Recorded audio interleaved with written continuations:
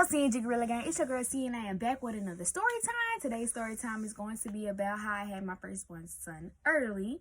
For those of you who don't know his name is Nashim. I had him at 31 weeks and 5 days. He was 3 pounds and 11 ounces. Before I get into the story, make sure you like, comment, and subscribe. Turn on that post notification bell so you can be notified when we update another video.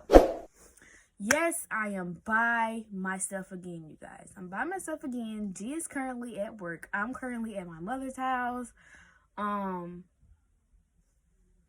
It's really, I won't say it's not no need for him to be in this video. It kind of is, but it's majority about how I felt about the situation. Yeah. But anywho, first, before I get into the video, I just want to do a shout out to one of our new subscribers.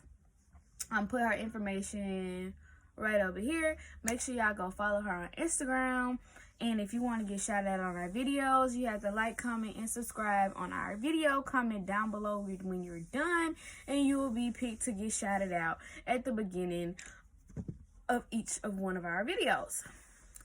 So, y'all, let's get into the video. So, it all started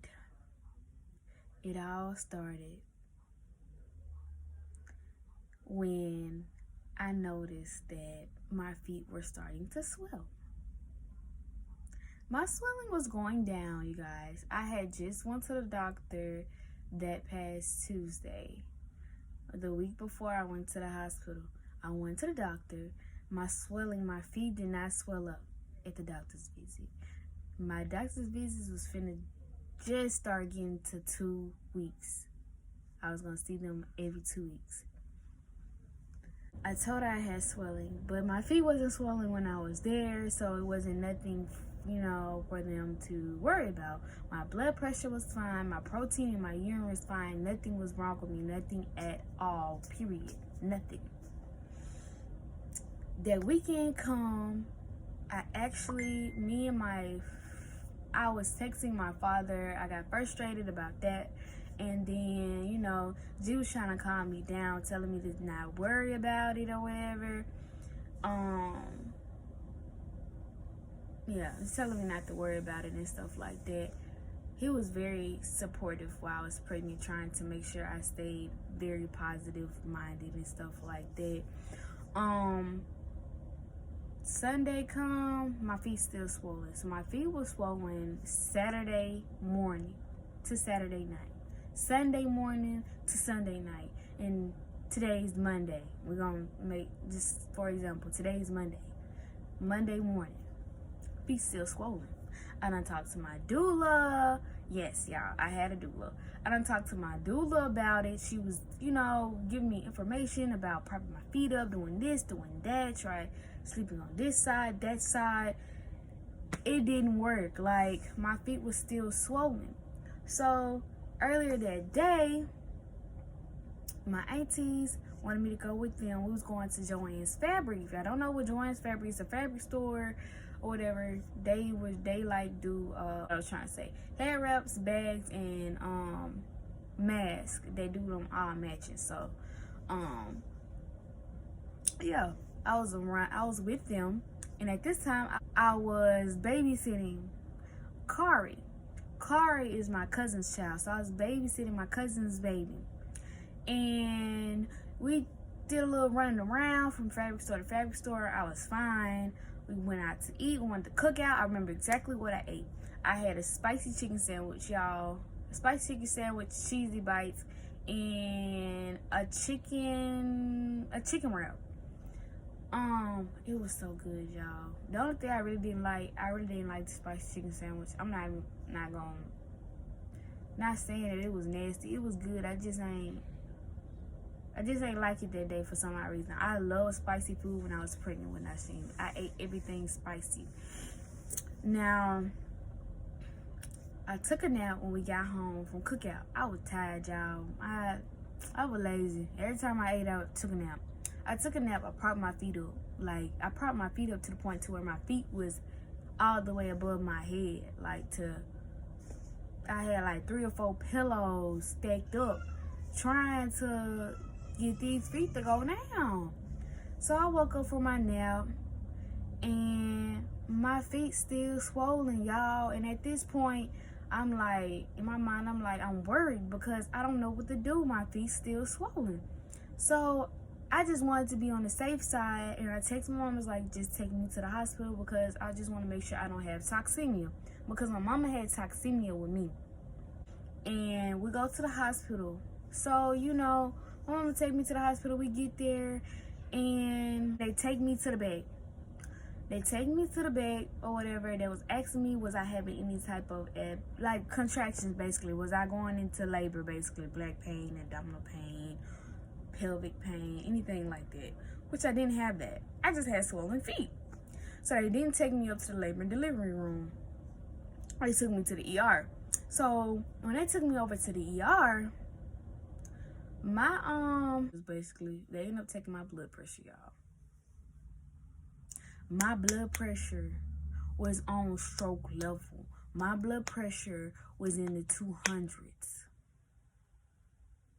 The top number was in the 2s, and my bottom number was in the 1s.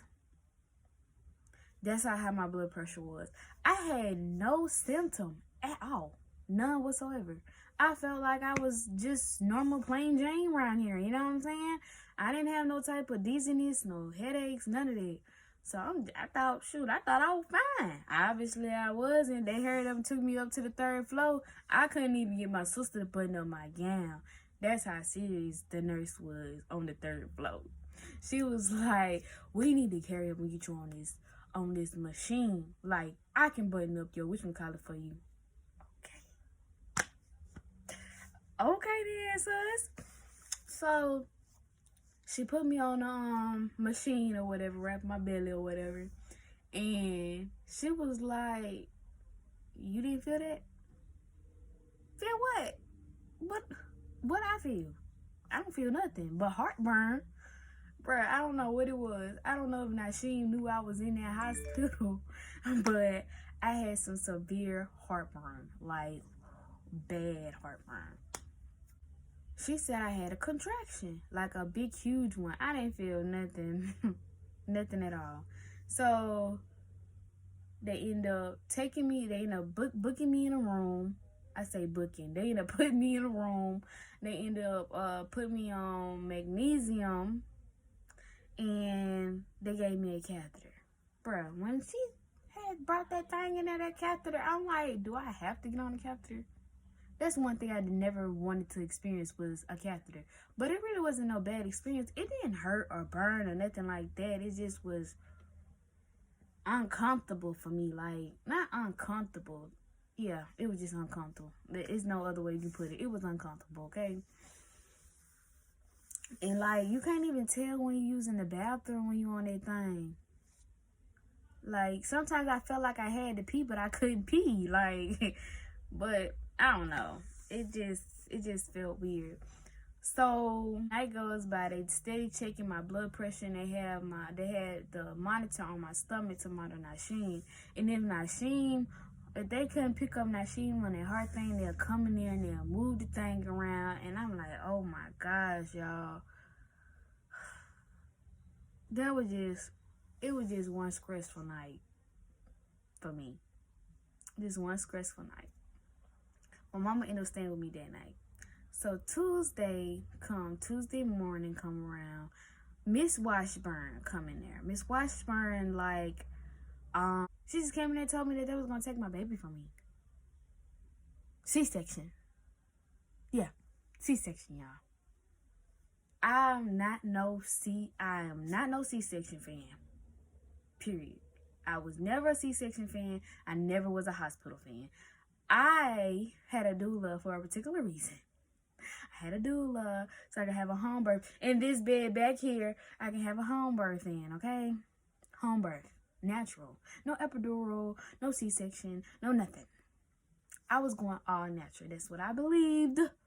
And that's what I planned to do before I even got pregnant. You know, I wanted a doula to have a support person to, you know, get me through contractions in different ways, because she had like a list of ways for me to be comforted while going through labor. I checked every last single one of them because I don't know which one gonna work, which one not gonna work. We're gonna try all of them, okay? I also was going to have a birthing pool as well, if basically I was gonna be laboring in the bed most of the time anyway, until it got ready for me to push the baby out in the pool. So, anywho, I talked to my doula. Now, y'all, my doula was in Armory, because at that point in time, I didn't know no doulas in Hattiesburg at all. I didn't know none at all. So I picked her. I will put her Facebook information right now in this area. If you all want like a good doula, she is a very good doula, y'all. She was very helpful. Even though she wasn't able to deliver my baby, but she taught me a lot of things that I didn't know while I was going through pregnancy. She also checked on me a lot while I was in the hospital and things like that. I cried to her because I didn't want to see second. So I just, I prayed, and I'm like, look, Most High, please, like, just let my blood pressure go down. Just let it go down. Like, I didn't even eat pork during my pregnancy, so I wouldn't have no high blood pressure problems. I didn't eat pork. I didn't eat too much salt. So in my mind, I still don't even understand how my blood pressure got up, because I know there's plenty of women out here that eat spicy foods while they pregnant, and they still have their baby out their vagina. So I couldn't say it was spicy food. I really didn't know what was going on, y'all. Anywho, Wednesday come, another doctor comes in there, and I forgot his name, but he was more sweet and understanding. He came in on a Thursday, and they had took me off the monitors and everything. The only thing they had to come in there and do was check my blood pressure every couple of hours. He come in there, he was like, well, Miss Smith, we see that you're doing better with your blood pressure. He was like, I think that it's better for him to stay baking in the oven as long as possible, because he was like, it's no point in taking him out when there's no problem right now. Just let him continue baking until my blood pressure get back high, if it gets back high. Okay, I had a little faith. I was listening to music to calm my nerves so my blood pressure won't be high and everything. And my nurses did not play. If you came in my room talking loud, bruh, or they can hear you outside, they will come in there and they'll be like, let me check your blood pressure. If my nurse knew what she was doing, she'd come in and check my blood pressure. She'll see that it's a little up. So I your blood pressure a little up. She'll look at them, look at me. She was like, I think you need to, turn the lights down a little bit. Let it be a little quiet in there, you know what I'm saying, and stuff like that. So they were quiet. And as soon as she left, bruh, Gracie and Christelle was like, was she trying to throw shade at us, saying that we was too loud? So yeah, my nurses did not play. Friday come to speed up the process. Friday came, and Friday morning I was fine. Y'all heard that right? Fine. Blood pressure fine, right? Friday night come. She was taking my blood pressure with the little machine, and it was tight. Like, it'll stop. Then and I'm like, it's tight.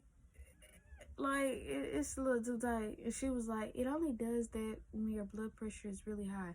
Well, she didn't do that the first night. When they took my blood pressure in the ER, it did not get that tight. Okay, that's what I was saying in my mind. I didn't really say that to her, y'all. So she checked it manually and manually it was fine. So I thought it was the machine, but she come back in again a couple of hours, did it again, and it did the same thing. And she was like, your blood pressure is like reading high. And I'm like, okay. In my mind, I'm thinking there's something wrong with the machine. I'm praying and hoping that there's something wrong with that machine. I just try to go to sleep. She come there again. It did it again. And I'm like, oh my gosh, bro. So Saturday morning, Mr. Washburn coming there with a nurse. She was so sweet, y'all. I remember her face though, but she was so sweet. So he was like, the records say that your blood pressure was high last night. So we coming in and we gonna do it manually and we're gonna do it on the machine. So they started my right arm. She did it. I'm just sitting there on the edge of the bed. She told me what it was. Did it on the other arm. It wasn't really no much difference on the other arm. She did it on the other arm. It was high. I did it with the machine. It was high. So I'm like, bro, but the machine was still tightening though. I didn't really like that. So he was like, they have to take me back into emergency C-section, and that they couldn't induce me because it'll make my blood pressure go a little bit higher than what it is, and it could put me into having a seizure. When I tell y'all, my heart was broke. My heart was broke, y'all. Like, I'm sorry. Like, these ain't no... I ain't supposed to... I said I wasn't gonna get on here and cry. My heart broke. It feel like my pride was gone because I didn't want them to cut on me. I didn't. That wasn't my plan or nothing. I didn't want them to cut on me. Like, I had this plan out for me to have a home natural birth, and I was supposed to record it and everything, and now I'm finna get cut on. My baby finna get taken early. I'm just 31 weeks and 5 days. I don't even know, like, y'all just don't. I mean, I'm pretty sure the ones that went through it do understand. For the ones that wanted to have a natural birth and have to get a C-section, like,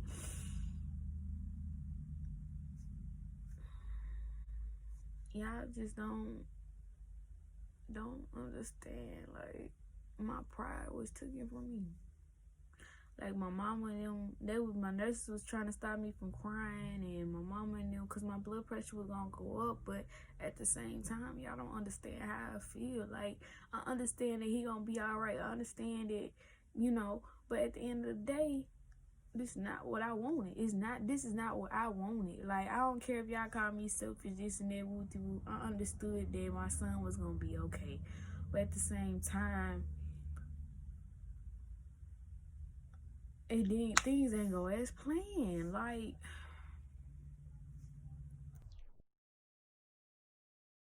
I didn't even get a chance to feel how contractions felt. I didn't get a chance to feel how it feels to go into labor. I didn't get to feel none of that with my first pregnancy at all.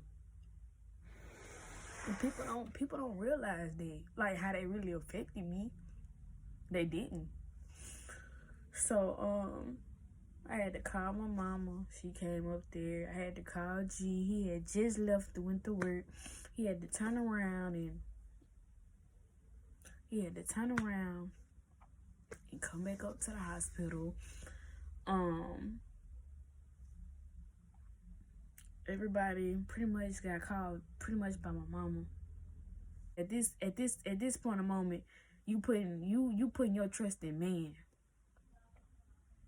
Basically, like, man is over control of cutting on you and taking his baby out and all this.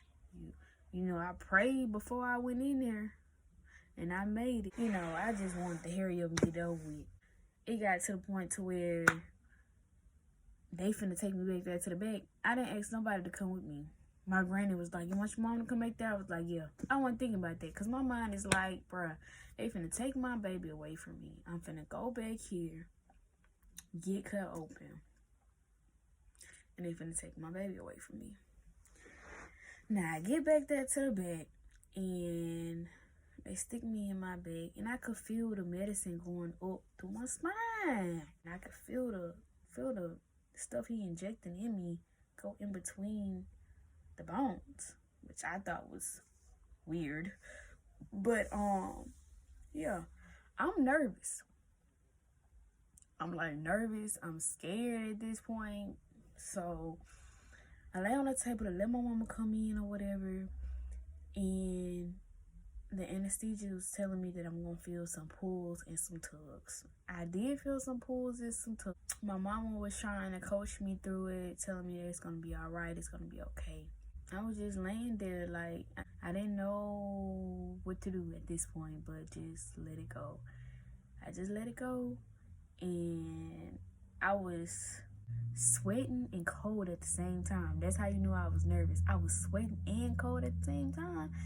So I had to get a blanket, but the blanket, it helped me, but it didn't help me because I was still sweating and I still feel cold and I'm shaking, and I'm looking at my mama and I'm like, my heart dropping, my heart beating fast. It just was a lot of tension for me. And they pulled him out, put him up there for me to see him over the curtain. I looked at him and he started crying, and I just started crying too because it was like they just put a human being out of me, and it was just like tears of joy, like all my nervous and all that, it just went away. My mom was wiping my tears. I was crying of tears of joy just hearing them. I couldn't see. My mama was over there on the side like, Keita, he's so red like you, he this, he that, and I couldn't see nothing. I'm just crying because I can't see nothing. And she was like, Keita, he flipping over on the table, and she just telling me all this stuff. And they put me back together, throwing my organs back and whatever, stuff like that. They play a song or ring a bell or something like that to let everybody know on the floor that the baby was just born. And they brought me back to the room. They told me let one person in at a time and that I needed to get some rest for an hour. So everybody come in one at a time, talk to me or whatever. Then everybody came in all at once. At this point in the moment, I just want to see my baby. I just want to see Nasheen. So I couldn't see Nasheen. They didn't have Nasheen ready yet. They had put a tube in his umbilical cord. He had a tube in his nose for feeding. He had a oxygen mask on. He had the stickers for his heart rate and stuff like that. Well, they really put the stickers like right up in here or either on this side. It was just a lot. He didn't have that many lines though. I'm gonna insert the picture when he was first born.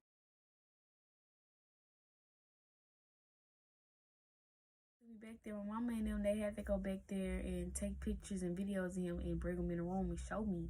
Because I had to wait a whole 24 hours because I was on magnesium. And they took me back there to go see my baby. I was so excited. When they finally took me back there, I was nervous to change his diaper because he was so little. I didn't want to pull no lines. I didn't want to do nothing wrong. He had his eyes closed most of the time. He opened them sometimes. He hold on to my finger. And he had some nice NICU doctors, you guys. Like, of them, she preferred for me to do oral treatments, which was dip my it was like a long tip, but she preferred for me to dip it in like some fresh warm breast milk, dip it in there, and then swab it in his mouth. And I had to throw that one away, get another one, swab it around his mouth so his lips and stuff won't be dry. And then he'll get a taste of my breast milk. He was smacking, y'all. Now she was greedy. He was smacking on that Q-tip. But yeah, they ended up diagnosing me. I heard them say it while I was on the table. I forgot to tell y'all this. they asked the doctor what was my diagnosis, and he said severe preeclampsia was my diagnosis. But remind y'all, they didn't tell me about when I was taking my urine for 24 hours for protein. They didn't tell me whether my protein was high or low or normal. They never did tell me that. So I really don't know if I guess I had severe preeclampsia because of the heartburn, because I did have severe heartburn. That was a sign. And high blood pressure. So yeah. But you guys, that's the story about how I end up having Nashim early. I hope you guys like it. If you like more story times, I'll be glad to tell you more story times. Like, comment, and subscribe. Like, subscribe to the channel. Subscribe. Like, subscribe to the channel, y'all. This is your girl C. G's at work. And we out. Well, it's not no we. It's really me. But I'm out, y'all.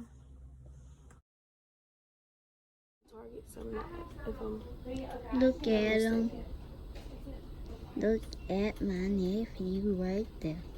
Sweet, knocked out with his mama right there, his granny over there, and a TT right here. Yep.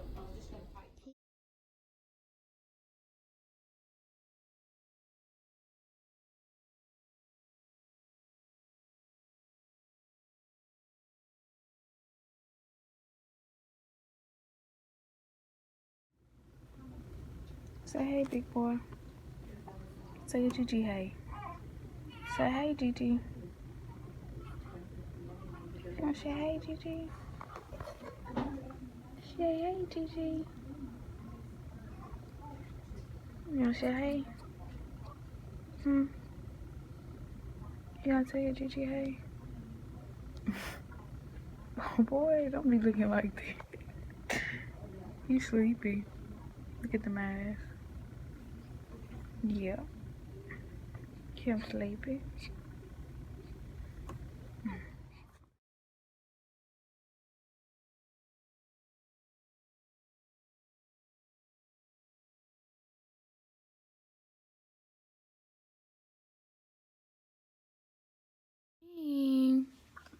Hey, big boy. So I'm finna get bath. Yeah.